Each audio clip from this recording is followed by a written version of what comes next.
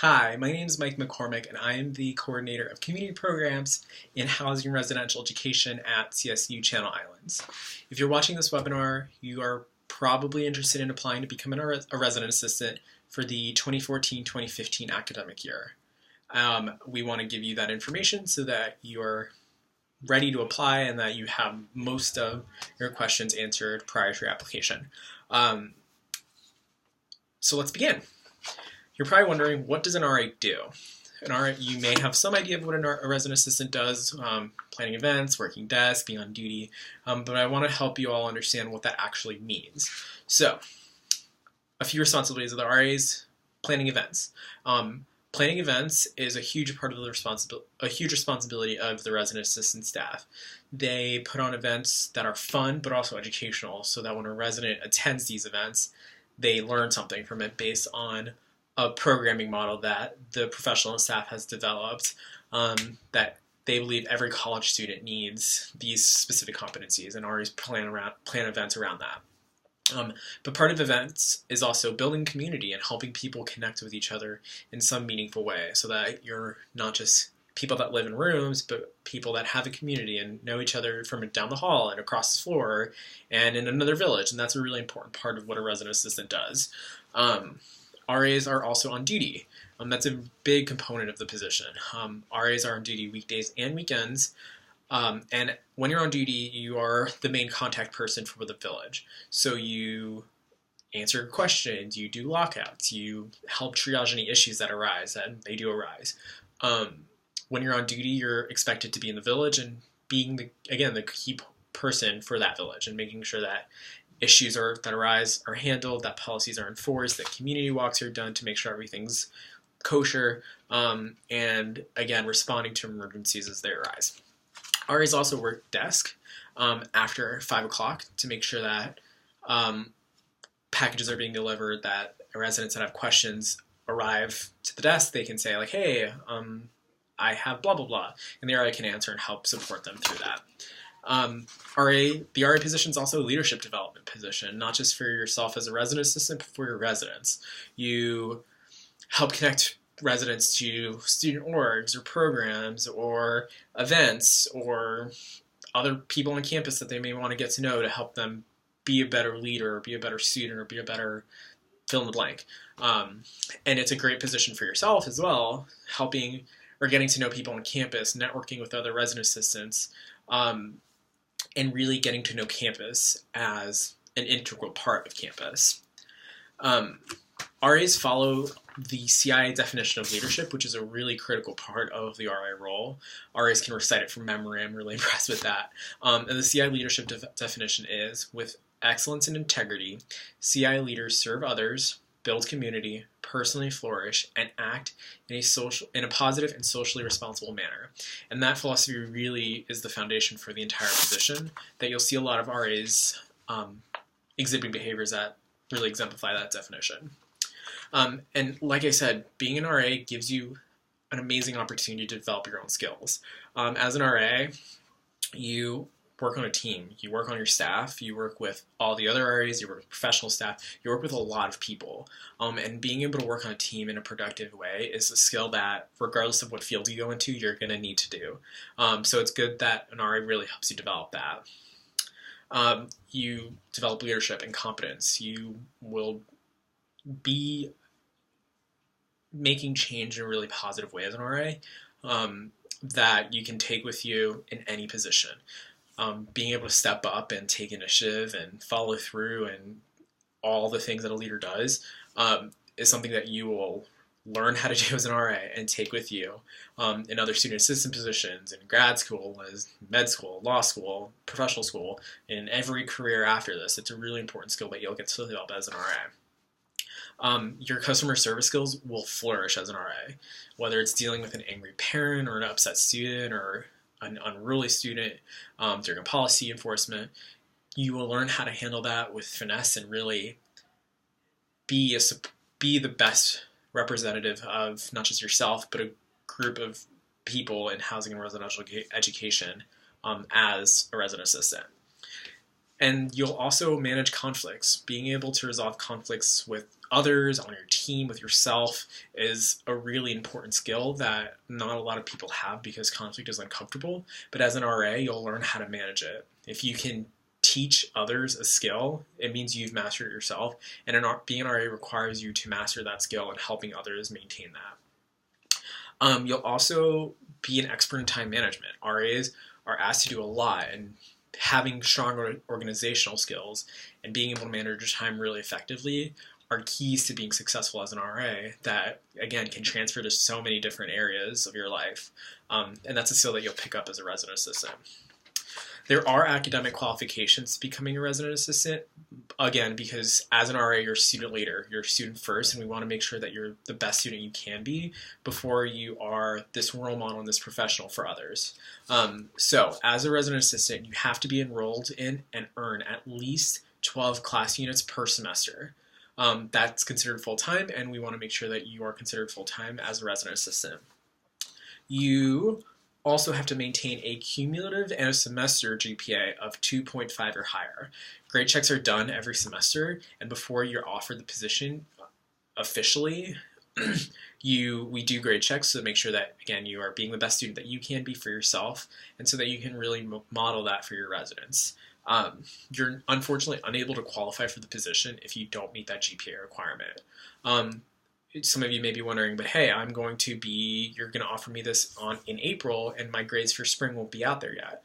And on April 20th, we're going to offer conditional offers for the position, and pending grades for the spring semester, that's when you'll be officially offered the position and your placement. We do have the ability to rescind a conditional offer if you don't qualify academically, if you're in bad judicial standing over the course of that semester, if you are under bad financial standing with the university or housing for whatever reason.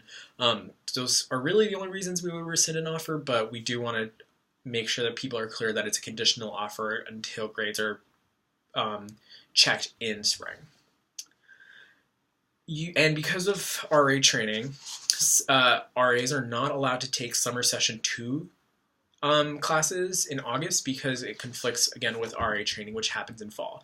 RA training starts August 3rd and goes until the first day of the fall semester of 2014. And we want to make sure that you are there for all of training. Training is a really important part of the RA experience. You bond with your team, you learn how to do your job, and unfortunately, summer 2 session conflicts with that. But being an RA is a really good compensated position. If you're doing it for the compensation, it's not the best use of your time. So you can probably get another job and be set. But there is a great compensation. RAs receive a furnished private room or a private studio, depending on which village they live in, a partial meal plan, and a monthly stipend. Financial aid award for those eligible as RAs are available, but it is a candidate's responsibility to talk to financial aid to see how the RA package will affect their financial aid package. For some people, it may negatively affect their financial aid, and we want to make sure that you know about that before you accept or deny an offer. And we want to make sure, again, time management is a really important skill for an RA and a skill that you'll pick up and develop as an RA. So we want to give you some employment dates to just kind of keep in mind. We'll post these on the Facebook event page so that you don't have to scrambly write them down as I say them right now. But I'm going to go through them just because there's some information there as well. You have to be available for the leadership seminars on Friday, March 27th, April 10th, and April 17th of 2015 from 2:30 to 5. They're all Friday afternoons, so not a lot of people have class, but you need to attend them if you're offered an invitation to them. There will be a cut right before then for candidates, so if you're offered a spot, you have to be able to attend. You have to be available for the duration of fall RA training, which starts, again, August 3rd and goes up until move-in day, and including the first day of class. There's not training on the first day of class, but you have to be available for events and being a representative for your floor. You have to stay until at least December 18th, 2015 to help with winter closing. You have to be available to work at least 5 days during either winter, Thanksgiving, or spring break. which you'll decide as a staff how you will all break that out. You have to return to campus on January 8th, 2016 for spring RA training. And you have to help with the RA recruitment and selection cycle of 2016-2017, so a year from this recruitment cycle, specifically on February 27th and February 28th, which are the group interview process days, which you all will find out about in the application itself. The link describes what each of the phases of the process is. You have to stay until at least May 18th, 2016 to help with spring closing. So the 2 closings in winter and spring are a staff and help manage, so you have to be available for that. You're required to assist with Discover CI in April 2016. The dates haven't been fully set yet, but it is required dates for all RAs in the employment agreement.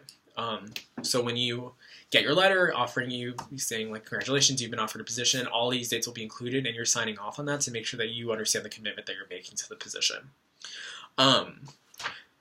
So you're probably wondering, I'm ready to apply. Great.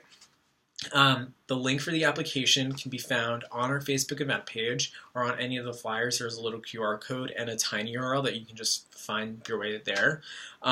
It's tinyurl.com/big C, big I, little r, little a, big A, P, P. So CIRA app. The Facebook event page is going to be our main source of information. Make sure you RSVP yes to it, even if you're not 100% sure, just so you can get the notifications that we're posting on that page, all the pertinent information really quickly. That page is tinyurl.com/CIRAFB. The paper application is due February 11th, 2015 by 11:59 p.m. It takes about 30 minutes to an hour, and you can't save it and continue later on. So you make sure that if you want to find out like the questions for the essays, there are 4 short answers, each one about half a page or 350 words max. If you want to find the questions, there's an option to preview the application and go through the entire application first, and then find out what the questions are, find out everything that you need. Make sure you do that before and not like save later, because you won't be able to do that. Make sure that when you're doing the application that you do the complete application when that you're ready to submit, not the preview application, because it would be really, really bad if you did all that work and it didn't save. We do require a copy of your a copy of your resume in PDF form that you'll email to us at rarecruitment@csuci.edu. So that's a great opportunity to go to the Career Development Services Center. You also have to ask for references. We're going to ask that you send a few references, or 2 to 3 references to us from people who can speak to you as a professional or as a student. Professors at CI, teachers from high school, supervisors would all be great people to ask for positive references for. An example of bad references would be friends or family members or roommates, because we want to get to know you as a professional. And your roommate may be able to speak to how awesome you are, but we want to understand who you would be as an RA. I think a lot of people benefit from understanding what we look for in an RA and in this application process. One of the best things that we can say is be you. We've heard every answer in the book, and we want to make sure that we're hiring you as an individual and that you are going to be the best representative for us. And it's really helpful to understand who you are. So talk to RAs, talk to friends, talk to professional staff to get insight on what you should and should not include in your application. But at the end of the day, be genuinely you. And that's, again, we're going to hire you as a professional. We want to know who you are. We are going to have an RA panel now so that you can hear straight from resident assistants what it's like to be an RA and all those fun things that you get to do. It'll be a separate YouTube link, so it'll be titled RA Panel. So check that out. If you have any questions, feel free to reach out to either myself or Vanessa, the CRE for Anacapa, University Glen, and Pickwick Park. You can email all your questions to rarecruitment@csuci.edu or swing by any of the village desks, and we'll be happy to help.